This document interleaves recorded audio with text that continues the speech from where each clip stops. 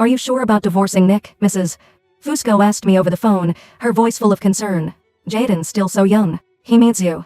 I stood at the stove, one hand braced on the counter and replied calmly, I married Nick because of the agreement. Jaden's 5 now, he can take care of himself. He doesn't need me anymore. I'd owed Mrs. Fusco a huge debt. I agreed to pay her kindness. I agreed to a 5-year marriage contract. 5 years of playing house, acting like the perfect Ambrose wife, taking care of Nick and his son. But the contract ends tomorrow. I'm finally free. Before she could respond, I felt a sharp sting on my forehead. Something hard hit me. Knock clattered onto the tiled floor. My hands flew up to cover the gash. Blood trickled down my face as I turned to see Jaden standing just outside the window. His arms were crossed, eyes narrowed with disdain. Snitching to grandma again.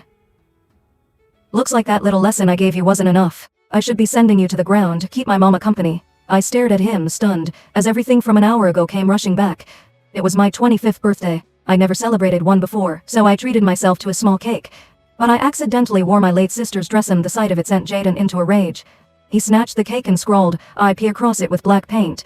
For the final touch, he stuck white chrysanthemums on top, flowers meant for the dead. My birthday cake had turned into a funeral offering. Delighted with his work. You think you deserve a birthday? If it weren't for you, my mom wouldn't be dead, and I would have a broken family. Remember this. From now on, today isn't your birthday, it's your death day. With everyone watching, he slammed the cake into my face and ruined the only day I'd been looking forward to. I didn't yell. I didn't cry. I just walked to the kitchen in silence, angry that I hadn't reacted. Jaden wasn't satisfied. You upset now? You're so petty. He snapped. I swear, when I grow up, the first thing I'm doing is kicking you out of this house. I looked at him, this child I'd poured 5 years of love and energy into, and felt my heart sink. I was so tired. You won't need to, I told him quietly. I'm leaving this house tomorrow. Then I walked out and went to the living room to clean up the wound on my forehead. I was bandaging my bleeding forehead when I heard the shattering of glass from upstairs.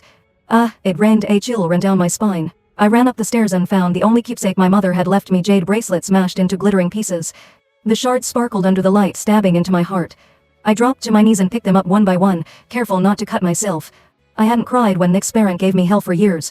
I hadn't cried when Nick treated me like a stand-in for my sister, using me for stress relief and never anything more. I didn't even cry when Jaden publicly humiliated me with the cake. But now, looking at the broken bracelet my mom left me, I broke. The tears came fast, hot and out of control. That bracelet was the last thing I had from someone who truly loved me.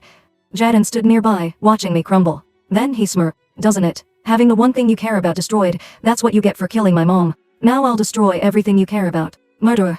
That's when I finally lost it. I grabbed him by the arm and dragged him forward. You pick all the pieces up now and put them back together.